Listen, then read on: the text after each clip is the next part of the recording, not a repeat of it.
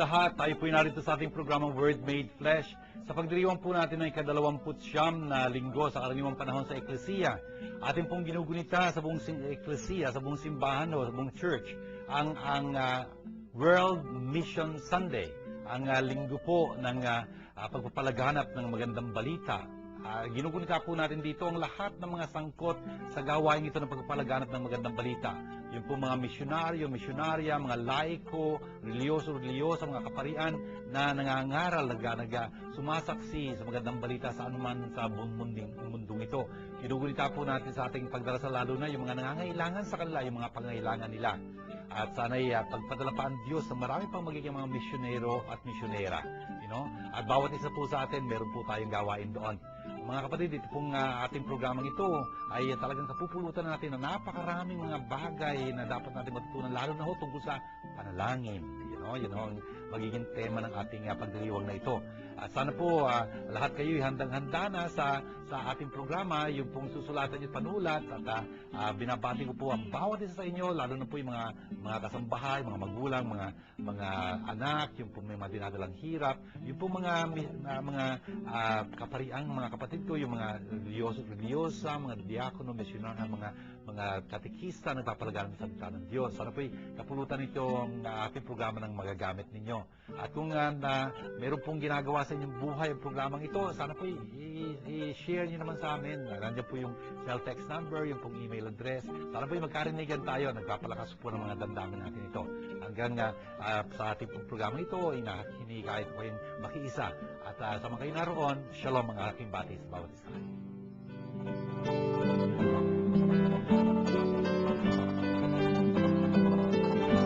Ang Word Made Flesh ay masayang nakikibahagi at malugod na sumusuporta sa pondo ng Pinoy.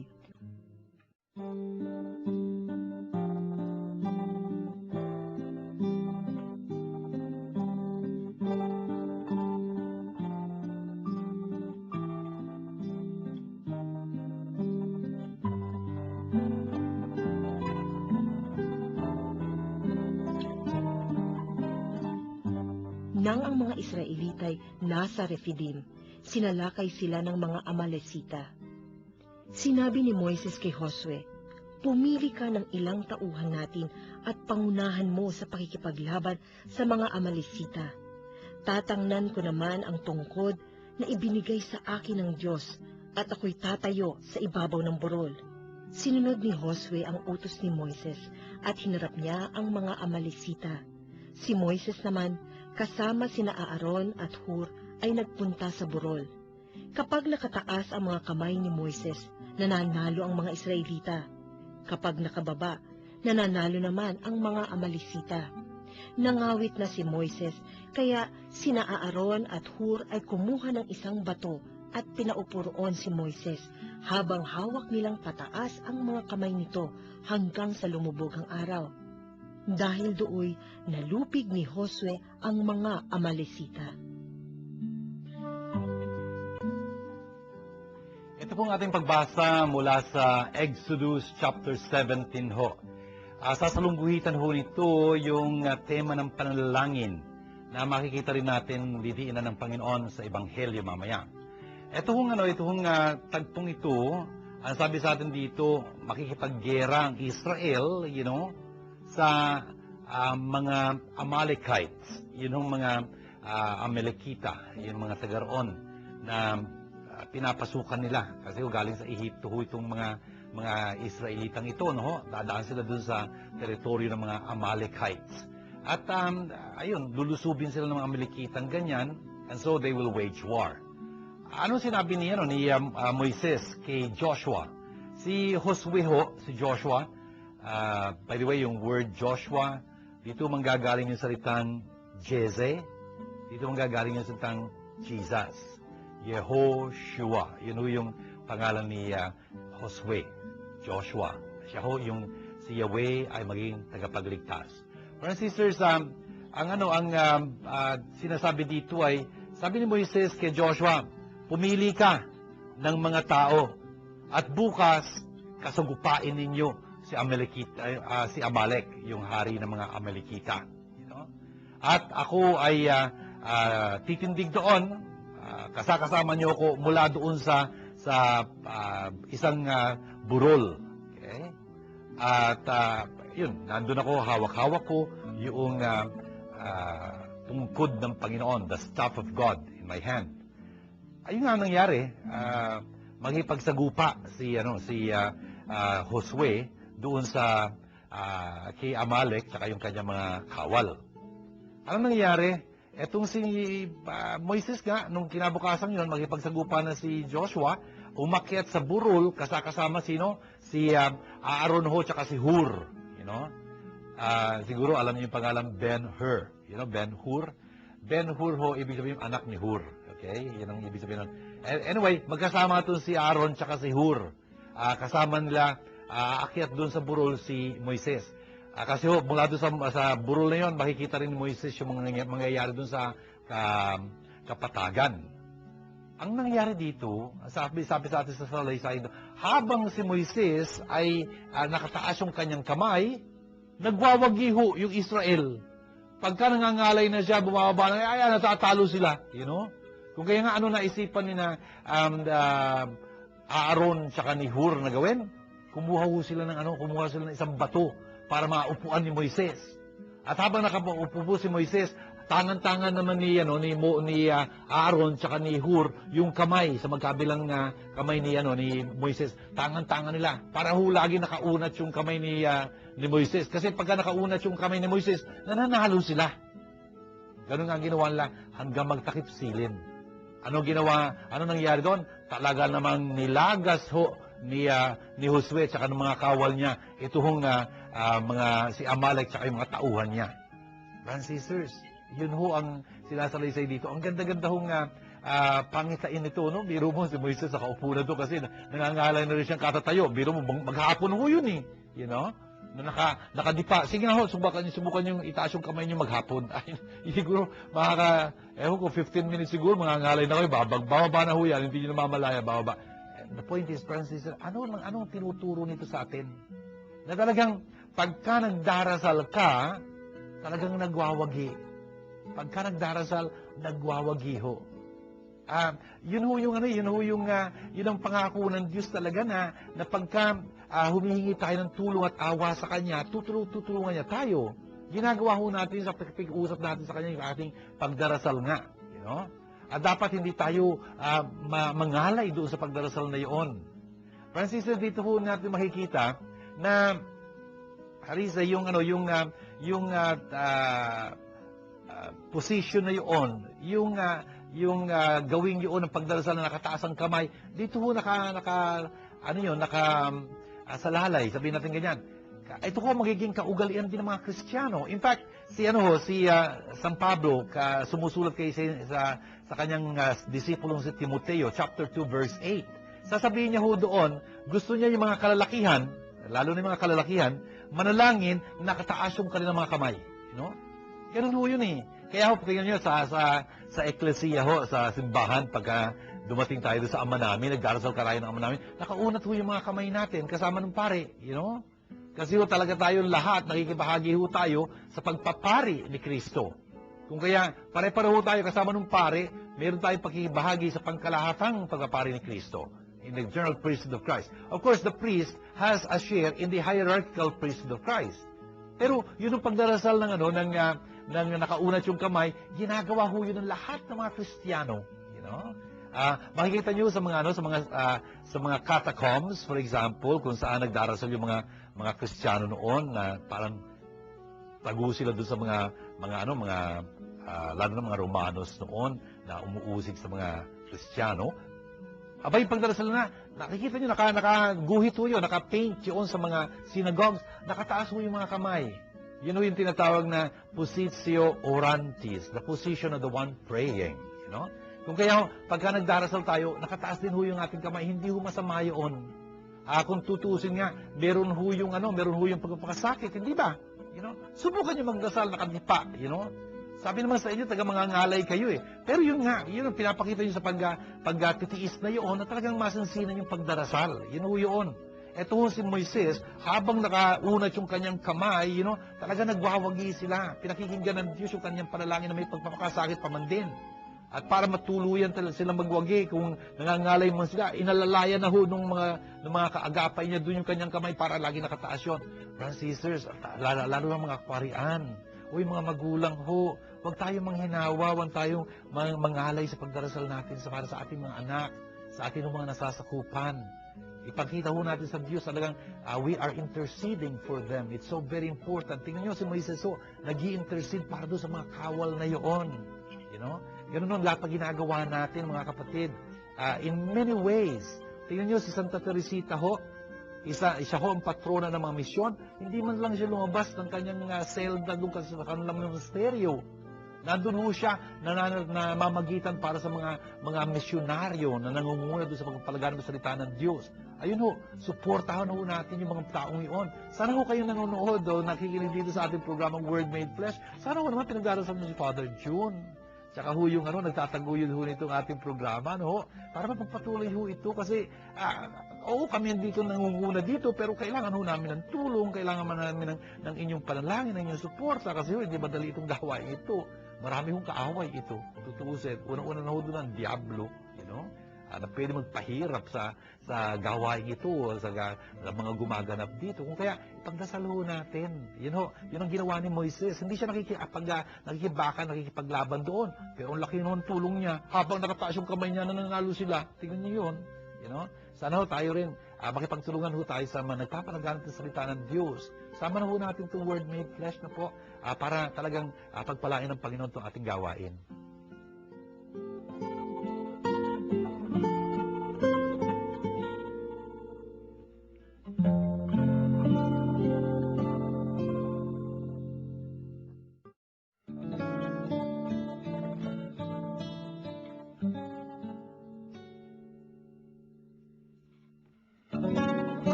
Ngunit huwag mong tatalikdan ang mga aral na natutuhan mo at matibay na pinananaligan.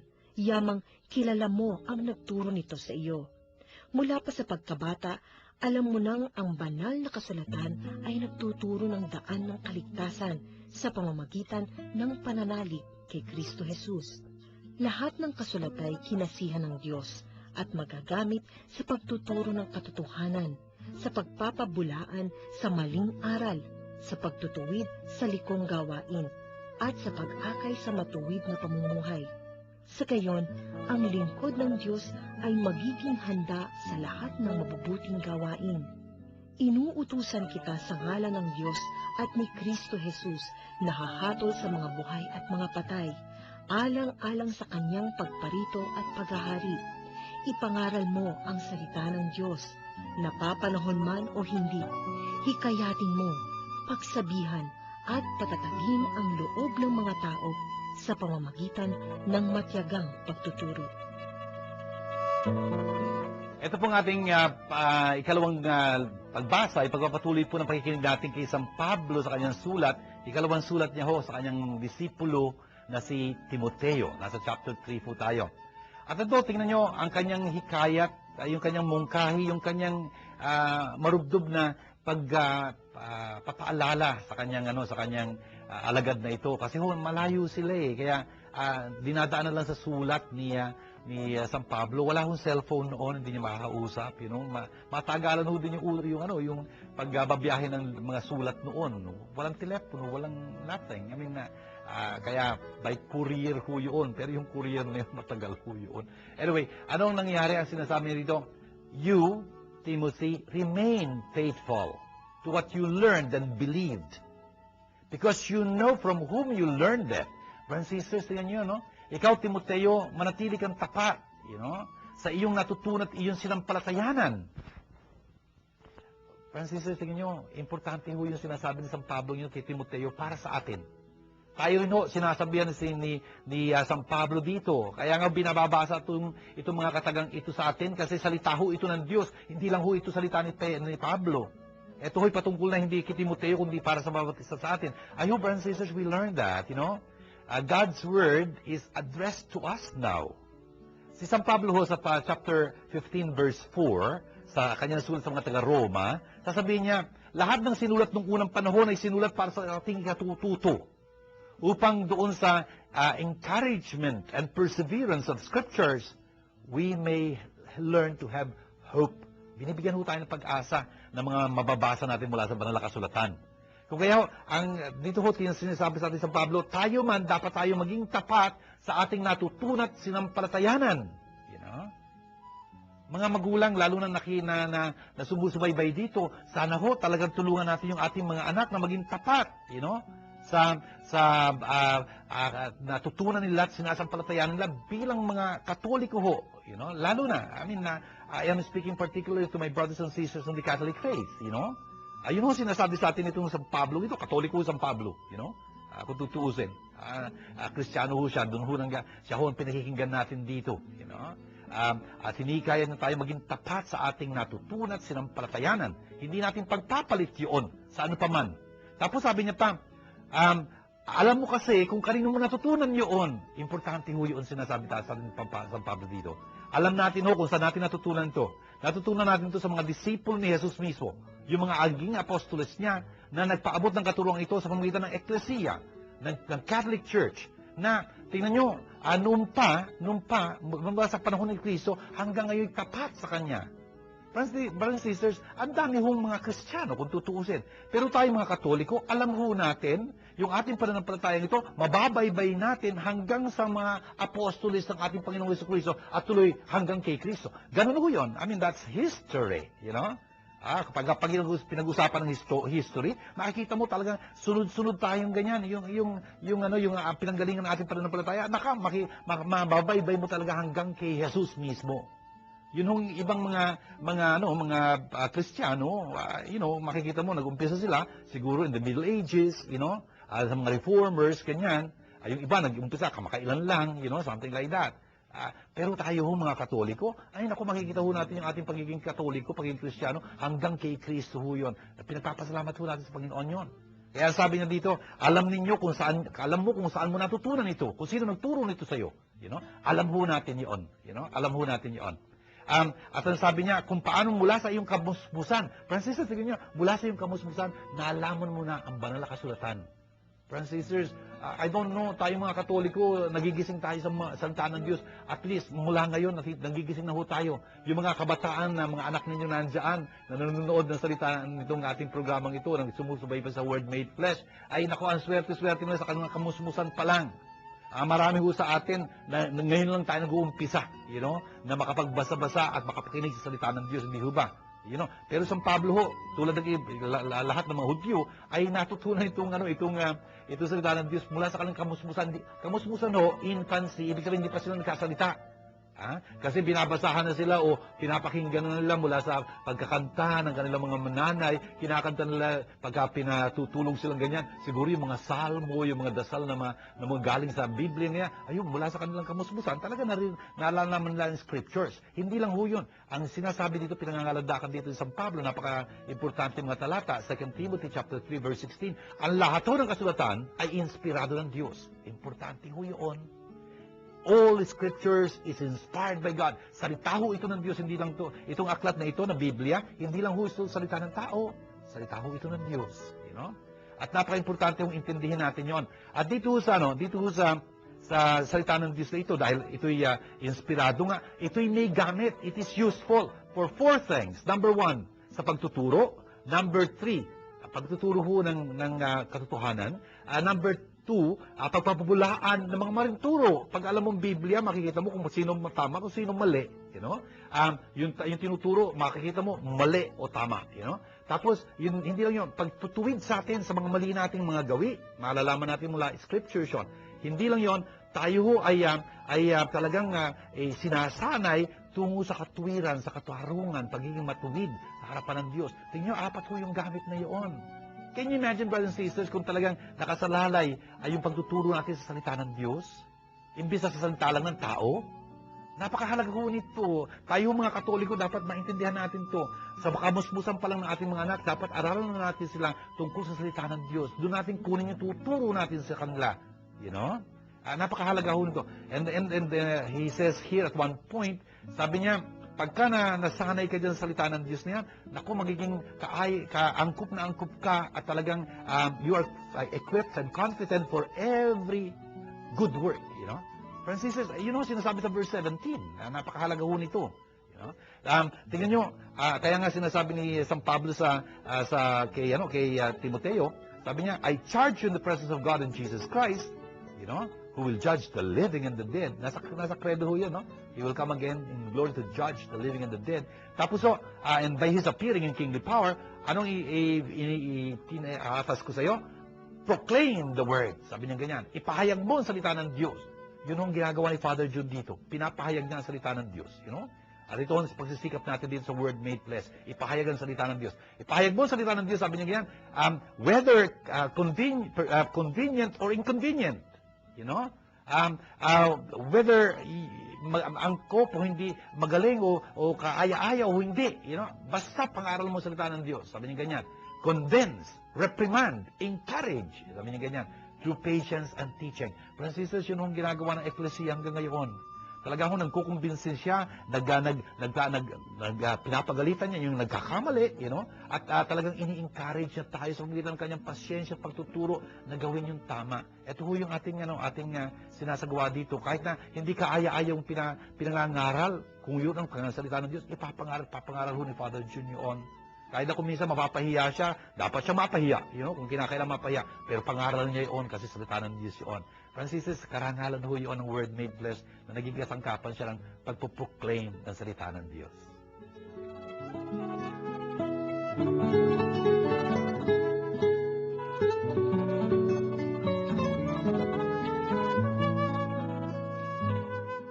Shalom to you all. This is Father June Lingad, the Salesian of Don Bosco here at Word Made Flesh. I'm very happy to share with you the fact that God has seen us through 3 years in this programming. And if you feel you have been blessed in one way or another, do help us continue this program. Support us financially. And if you want to do that, please know that our Word Made Flesh Foundation Incorporated account in the Bank of Philippine Islands, current account, is numbered 0011165362. Our dollar account, FCDU, account number 0014151206, with a SWIFT address as BOPIPHMM. In that way, you are partnering with God's Word, with the Word Made Flesh, and we will be able to really and truthfully say at the end of our program, through you, God has brought this program about. This program is brought to you by God, the Word Made Flesh. Indeed, God is our sponsor, and that's very beautiful. And so I like to thank you on behalf of the Word Made Flesh Foundation Incorporated, anywhere you are. Shalom to you all.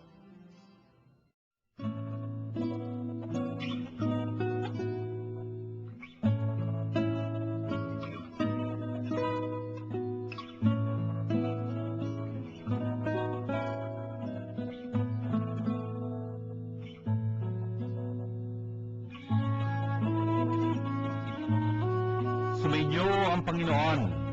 Ang magandang balita ng Panginoon ayon kay San Lucas. Sinaysay ni Jesus ang isang talinghaga upang ituro sa kanila na dapat silang manalangin lagi at huwag manghinawa. Sa isang lungsod, pika niya, may isang hukom na hindi natatakot sa Diyos at walang taong iginagalang. Sa lungsod din yaon ay may isang babaeng balo na punta sa hukom at humihingi ng katarungan. Tinanggihan siya ng hukom sa loob ng ilang panahon. Ngunit nang malaunan ay nasabi nito sa sarili, bagamat hindi ako natatakot sa Diyos ni gumagalang kanino man, igagawad ko na ang katarungang hinihingi ng babaeng ito sapagkat lagi niya akong ginagambala.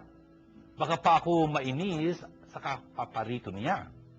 At sinabi ng Panginoon, narinig ninyo ang sinabi ng masamang hukom, hindi pagkakait ng Diyos ang katarungan sa kanyang mga inirang na dumaraing sa kanya araw-gabi Bagamat tila nang tatagal iyon, sinasabi ko sa inyo, agad niyang igagawad sa kanila ang katarungan.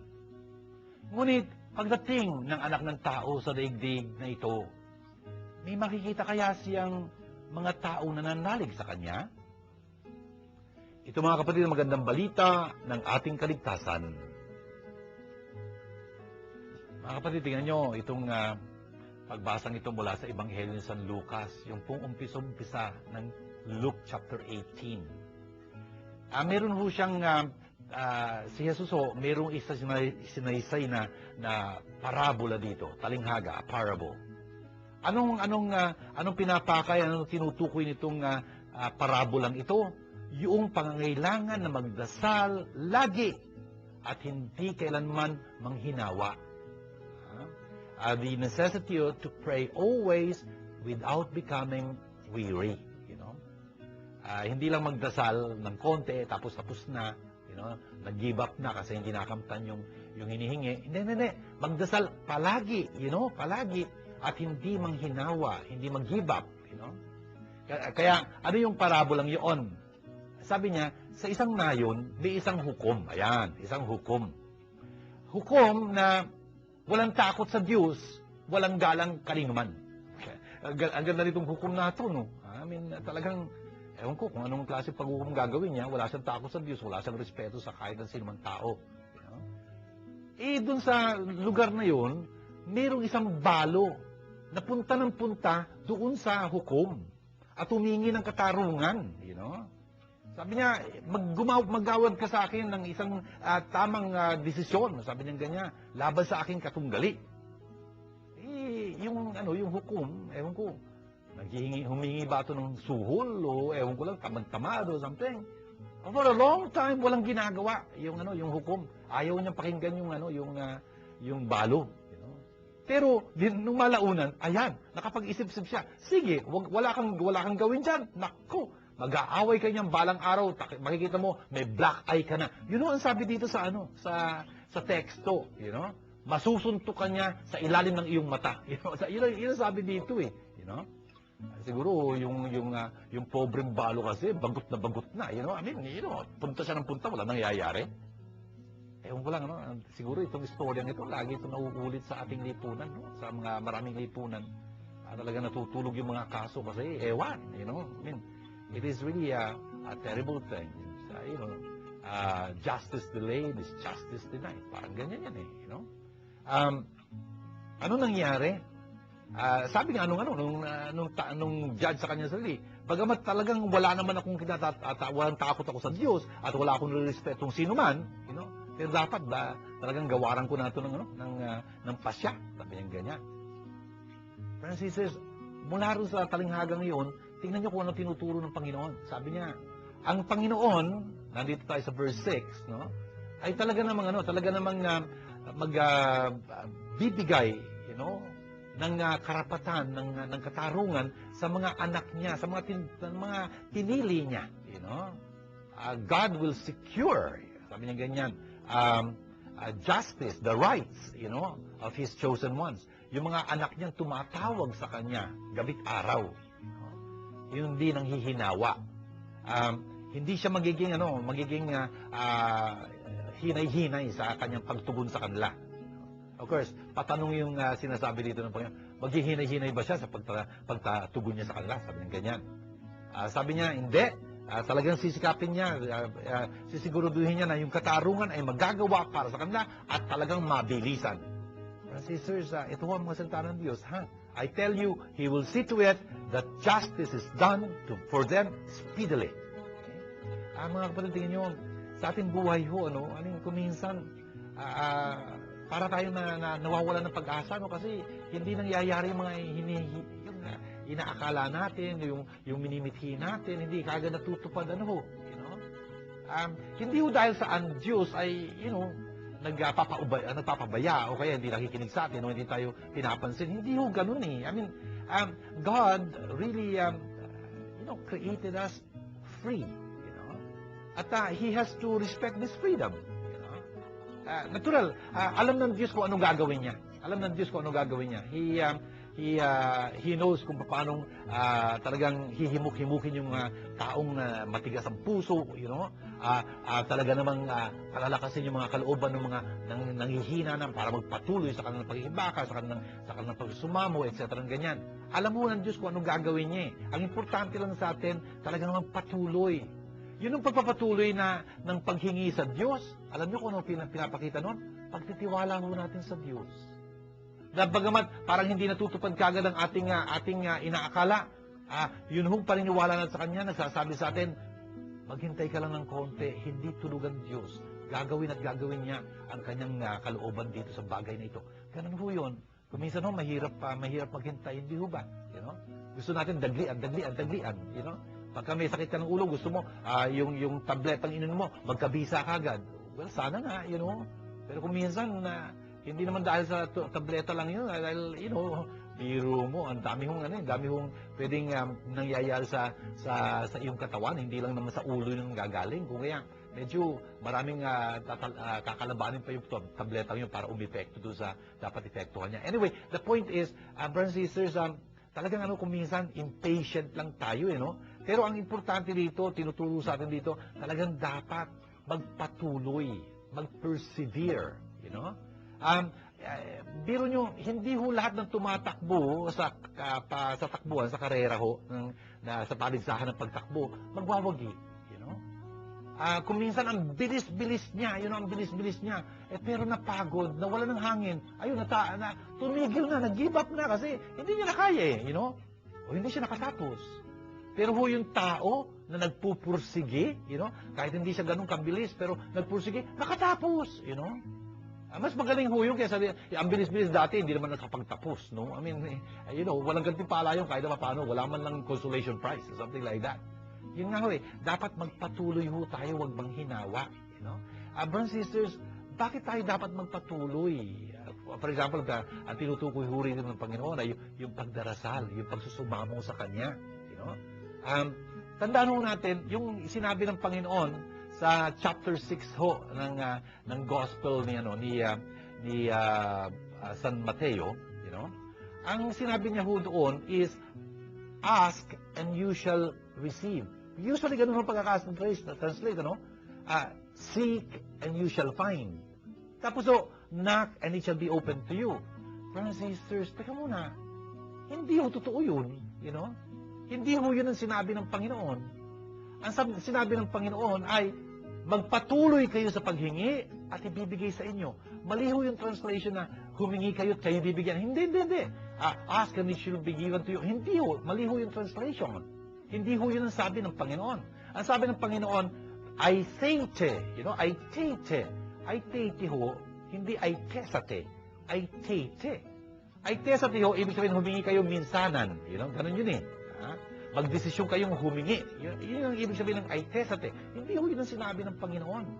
Ang sinabi niya, ay teite. Ay teite ho, ibig sabihin, magpatuloy kayo sa paghingi. Magpatuloy kayo sa paghahanap.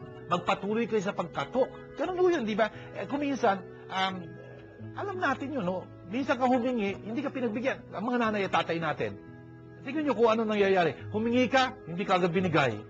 Pero dahil hingi ka ng hingi, nung handa na sila, dahil hingi ka ng hingi, ayun, binigay sa'yo. Kasi kaya na nila ibigay, kung tutuusin. Nung humihingi ka, hindi pa nila kaya, hindi binigay sa'yo, wala silang bibigay kung hindi ka na nagpatuloy, di wala ka natanggap, Ang Diyos ho, of course, ang Diyos, siya, pwede niya ibigay yung dapat niya ibigay, kung tutuusin. Nagdaglian, wala naman siya problema dun, Kaya lang, ang gusto ng Diyos, mapatunayan natin sa Kanya na talagang nagtitiwala tayo sa Kanya. Talagang nagpapakumbaba tayo na nakasalalay tayo sa Kanya. Hindi na pwede sabihin, humingi na ako, hindi mo binigay pasensya ka. Ano? Sino ba kausap mo? Hindi mo naintindihan ginagawa mo Hindi ba, pagka kunyari, may hinahanap ka, hindi mo nakita kagad, nag-give up ka, hindi mo na matatagpuan talaga. Pero kung hinanap mo, nagpursige sa paghahanap, kung hindi mo nahanap ngayon, hahanapin mo mamaya, magpapatulong ka nga pa sa iba na hanapin yon. Kung nandun talaga yun, makikita yun, kung tutuusin. Friends and sisters, importante yun.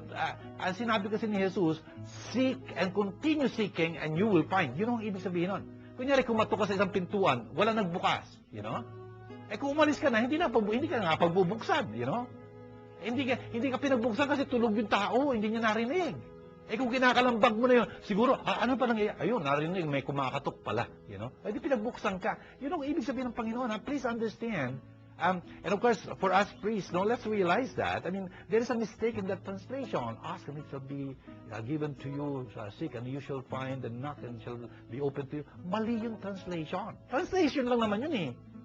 Kasabihan nga every translator is a traitor. Exactly. Yung translate na yun, na ginagamit natin lagi-lagi, hindi na sa a big disservice. Kasi mali yun, Ang sinabi ng Panginoon, ay teche, Ibig sabihin nun, talagang, humingi kayo at patuloy kayo humingi. Yun nga, brothers and sisters, ito yung tinuturo ng Panginoon dito. Yung balong yun, pabalik-balik at pabalik-balik siya. Ay, natauhan yung judge, Dapat gawan ko natin ng paraan. Otherwise, ako kawawa dito pagka nagkataon. Yun nga ang Panginoong pakaya, hindi siya natutulog. Ang ibig niyang makita, talaga ba nang titiwala tong anak kong to sa akin? Talaga bang umaasa siya sa akin? Yun ang pinapakita natin pagka nagpapatuloy tayo ng pagsusumamo. Tingnan niyo sa ating pagdarasal, for example, hindi lang tayo minsan nagdarasal, nag-aalay pa nga tayo ng nobena. Sabi natin ganyan, nobena. Nobena, ibig sabihin, siyam na araw man din yun, hindi tayo nanghihinawa, hindi tayo nasisira ng loob, pero hindi ginambigay kagad or something like that. Pero pinapakita natin na talagang nagtitiwala tayo sa Panginoon. Tingnan niyo ho, for example, nakaranas tayo sa ating bansa ng tagtuyot, El Nino, hindi umuulan, magkakaroon tayo ng crisis. For example, tigang na tigang ang lupa, wala tayong ani, magkakaroon tayo ng kakakulangan ng tubig, tapos yung kuryente, wala tayong kuryente, patong-patong. Ano ginawa natin? Nagdasal tayo minsan? Hindi, huy. Nagpatuloy tayo sa pagdarasal. Kung kaya tingnan nyo, binagyo tayo. Pwede lang siguro ulan lang yan. Pero hindi ho, kailangan ho natin yung bagyong yun. Ang tutuusin. Kasi kung ulan, patak-patak lang ng ganyan, hindi mapupuno yung ating mga dams, of course, marami hong dapat na how do you say, ginagawa tayo. Yung mga sakuna ho, hindi dahil sa bagyo yun, Dahil talaga, ang dami nating nakalimutan, ang dami nating di ginalang sa kalikasang ito. Kung ano-ano ginawa natin. Kung kaya, nagkakapatong-patong yung mga sakuna sa atin dahil sa malakas na pag-ulan. Malakas na pag-ulan ho, not necessarily should cause so many damages, Pero ang dami ho natin dapat pansinin doon. Anyway, brothers and sisters, sa dulo nitong ating ebanghelyong binasa, nakakagulat ho yung sa dulo Ang sa dulo ang sabi ng Panginoon, okay? Dito sa verse 8, sa dulo nito. Ang sabi niya, when the Son of Man comes, Son of Man. Ibig sabihin ng Son of Man, anak ng tao. Ibig sabihin ng tao. Pero teka muna ho, sa lahat ho ng maraming mga titulo ng Mesyas, marami ho kasing titulo ng Mesyas The Son of David, the One who is coming, the Holy One of God. Marami hong mga titulo ng Mesyas, pero teka muna, sa lahat ho ng mga titulo, iisa lang ho yung titulo na ginamit ni Jesus patungkol sa kanyang sarili. Ano yun? Son of Man. Bakit ginamit ni Jesus itong titulong ito? Kasi ho, napaka-innocent sounding nito. Son of Man means man. Pero ho sa bibig ni Jesus, merong ibig sabihin yun. Napagtambal ho ni Jesus doon sa titulong yun, Son of Man, yung dalawang aspekto ng Mesyas. Son of Man kasi, mula sa hula ni Propeta Isaías, yung Son of Man dun ho, ay yung Son of Man na magdurusa. The suffering Son of Man, the suffering Messiah. Mula naman kay Daniel, yung kay Daniel, chapter 7 especially, yung Son of Man doon ay yung anak ng tao na malulahati, makapangyarihan, nakaatang sa kanyang balikat yung pamumuno sa lahat ng bansa. Ganun ho yung malulahating aspekto ng Son of Man, ng Mesyas. Sa mga tuwid, pagka tinawag ni Jesus yung kanyang sarili, Son of Man, innocent yung dating noon. Pero napagtambal niya, naangkin niya doon, na siya yung talagang Mesyas na tinutukoy ni Isaías. For example, chapter 42, chapter 49, chapter 50, chapter 52 ho, yung songs of the servant of Yahweh. At siya yung maluwahating anak ng tao na sang-ayon kay Daniel ho. Sa mga tuwid, siya yung Mesyas na hinihintay-hintay ng sangkatauhan, lalo na mga Hudyo. Ang sabi niya, pagka dumating ba ang Mesyas, dito sa pagdating ko, sa muling pagbabalik kong ganyan, sa wakas ng panahon, si Kristo'y namatay, si Kristo'y muling nabuhay, si Kristo'y babalik sa wakas ng panahon. Pagdating niya, ang tanong niya makakatagpo kaya siya ng pananampalataya sa lupa?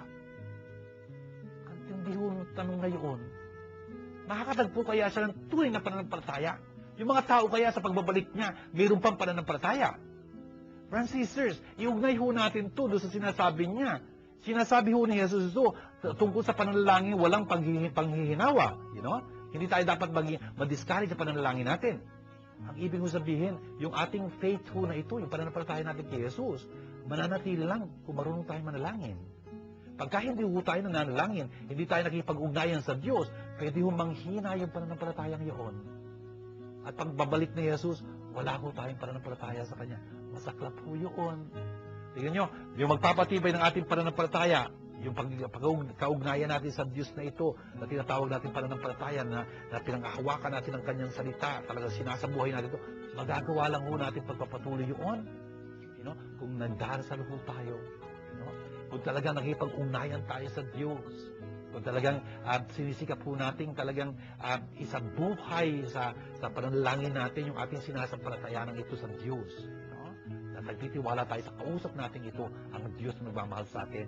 Yung Diyos na inaasahan natin, yung Diyos na iniibig natin. Sana ho, sa pagbabalik ng Panginoon, kailan man siya babalik. At bumabalik ho siya sa atin sa oras ng ating kamatayan. Kung tutuusin, hindi lang ho sa wakas ng panahon. Sa ating kamatayan, doon ho magwawakas ang panahon para sa atin. Matatagpuan niya kaya tayo, may pananampalataya.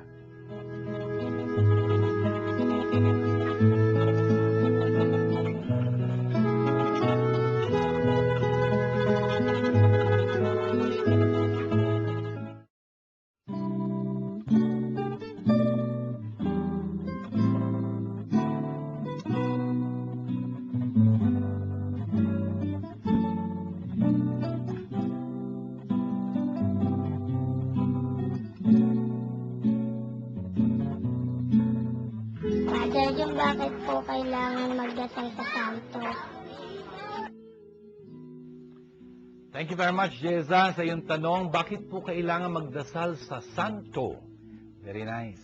Alam mo, yung salita nating magdasal, ginagamit natin yung magdasal sa Diyos, magdasal sa santo, magdasal sa mga anghel, magdasal sa ating ng birhen. Parehong pagdarasal, yung dasal, salitang dasal ang ginagamit natin, no? Pero pagka inisip-isip mo, and of course, I cannot expect you, Jessa, to understand what I am speaking about, pero yung mga may gulang sa atin, sana maintindihan nyo, yun yung salitang ginagamit nating dasal, patungkol sa Diyos, patungkol sa mga nilalang ng Diyos, hindi yung pareho yun. Kung tutusin. Pagka nagdarasal ho tayo sa Diyos, kinikilala natin doon ang ating pagiging salalay sa Kanya, nakasalalay tayo sa Kanya, nakadepende tayo sa Kanya ng tahas-tahasan, ng lubos-lubusan. Absolute dependence on God. Hindi pwedeng hindi ka magdasal sa Diyos. Ganun yun eh. Kasi nakasalalay ka sa Kanya ng tuloy-tuloy. Pero sa mga santo at santa ho, sa mga anghel and whatnot, hindi ho ganun ang relasyon natin sa Diyos. Katulad na sa Diyos. Hindi ho tayo nakadepende sa mga santo at santa pag inisip-isip nyo. Pero, bakit tayo nagdarasal sa kanila?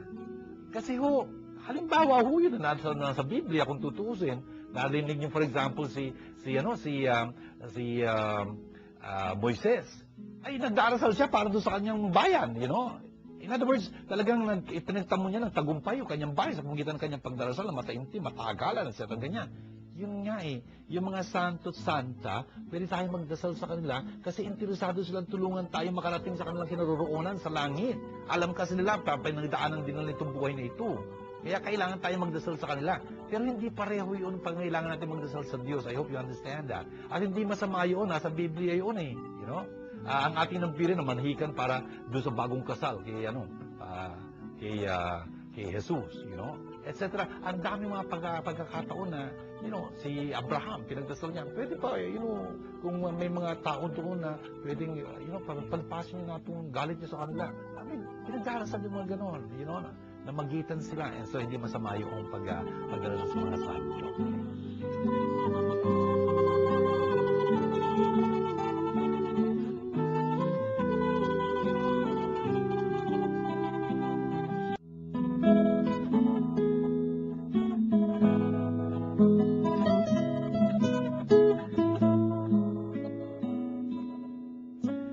kapatid, tingnan nyo sa ating mga pagbasa sa ating paghahanda para dito sa ating linggong ito, ay talagang daming pinaalala sa atin ng Panginoon tungkol lalo na sa panalangin. Yung unang pagbasa at yung Ebanghelyo, ano po, nakita natin dun si Moises, talagang modelo ng panalangin. Talagang nagpapakasakit para sa kanyang bayan, pinamamagitan sila. He was interceding for his people, para magwagi sila.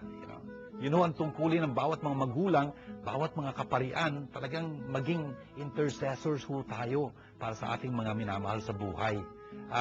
Nandito ho tayo sa isang panghibaka sa buhay na ito. Dapat makipaglaban tayo at ang ating sandata, panalangin. Ang mga Pilipino ho, alam na alam nila yun. Nagkaroon ho tayo ng EDSA 86. Anong pinapakita nun? Nagwagi ho tayo sa ating katunggaling napakalakas. Walang tayong sandata nung kundi ang rosaryo, ang pagdarasal. Napahinto natin yung mga tangke. Kaya imagine. Tapos sa ikalawang pagbasang narinig natin, talaga namang pinaalala sa atin dito na isa buhay natin, manatili tayong tapat sa ating natutunan at sinampalatayanan. Tayo mga Katoliko, talagang sikapin natin mas maunawa nating pananampalataya. Talagang isa hong napakalaking biyaya nun. At lalo na dapat natin pagpasalamat sa Panginoon, yung banal na kasulatan, sacred scripture, na hindi lang ordinaryong aklat, kundi ito'y salita ng Diyos. Bakit? Inspira ng Diyos. At dahil dito, magagamit nga sa pagtuturo, pagbabulaan ng maling turo, sa pagtutuwid sa ating mga maling gawi, at pagsasanay sa atin sa katuwiran. Francis, ang yaman-yaman ho nito. At importante na talagang ipagpatuloy yung pangangaral ng salita ng Diyos. Yung mga pariho, lalo na yung mga katikista, mga reliyosa, yung mga diakono, pagpatuloy ho natin ang pangangaral ng salita ng pagpabahagi ito kahit na mahirap, kahit na kung minsan hindi tinatanggap, magpatuloy ho tayo, huwag tayong manghinawa, huwag tayong masiraan ng loob. Isa hong napakalaking tulong ang ginagawa natin dito. Ang sabi ho ni San Pablo, doon sa kanyang sulat kay Timoteo, darating at darating ang araw, sabi niya ganyan, yung mga tao hindi na makikinig sa tamang turo. Mangangati yung kanilang mga tenga, sabi niya, upang makinig sa mga katang isip. Can you imagine, brothers and sisters? Yung huwag tayo manghinawa. Proclaim the word, whether convenient or inconvenient. Convince, reprimand, etc. And teach. Sabi niya ganyan. Tapos yung isang gospel na narinig natin, ayun, tinuro sa atin ni Jesus, dapat tayong manalangin ng palagian at hindi manghinawa, hindi bingin Diyos, hindi siya bulag, hindi siya nagmamaang-maangan, hindi. Narinig tayo ng Diyos at tutulungan niya tayo. Huwag tayong magduda doon. Talagang kung yung hukom na yun, aaktuhan yung pagpupursige ng balong yun, lalo ng Diyos. Ipagtatanggol niya ang mga humihiling sa kanya ng tulong. Ayan yun na. At sana pagdating ng Panginoon, kailan man siya dumating, sana matagpuan niya tayong matibay ang pananampalataya natin. Pananampalataya na ibig sabihin, pinangahawakan natin ang salita ng Diyos at sinasabuhay natin yun. Yun ang ibig sabihin ng pananampalataya, pananalig. Nagiging matibay tayo dahil sa saligan, wala na iba kundi ang salita ng Diyos na nagpapatungkad sa atin. Francis, gawin ho natin panalangin ito, aring natin narinig na ito. Sa ngalan ng Ama, ng Anak, at ng Espiritu Santo. Amen. Aba, mapagmahal naming Diyos at Ama, salamat pong marami sa mga napaalala niyo sa aming mga katuruan, mga katotohanan, na aming ibig isang buhay sa tulong ng inyong Espiritu. Aba, tinataas po namin sa inyong lahat ng mga nananalig din sa aming mga panalangin para sa kanila pinapangakuha namin ng panalangin. Lalo na ho yung mga karamdaman dinadala, yung may mga problema, yung mga nalulumbay ng yung negative nangungulila dahil sa pagyaon ng kanilang mga mahal. Sana po idampian niyo sila ng inyong awa, ng inyong tulong upang maibsan ang kanilang dinadala. Yung pong mga tumutulong sa amin, yung pong mga nagnanais tumulong sa amin, maging nasaan man sila naroon, ay talagang pagpalain yung abot-abot upang maitaguyod po namin itong aming palatuntunan ito para sa inyong kaluwalhatian. Ito po yung aming ginagawang dalangin kasama ng aming Birhen alang-alang kay Kristong, aming Panginoon. Amen. Sumainyo ang Panginoon at pagpalain kayo masaganang ng makapangyarihang Diyos, Ama at Anak at Espiritu Santo. Amen. Ito po ang ating palatuntunang Word Made Flesh.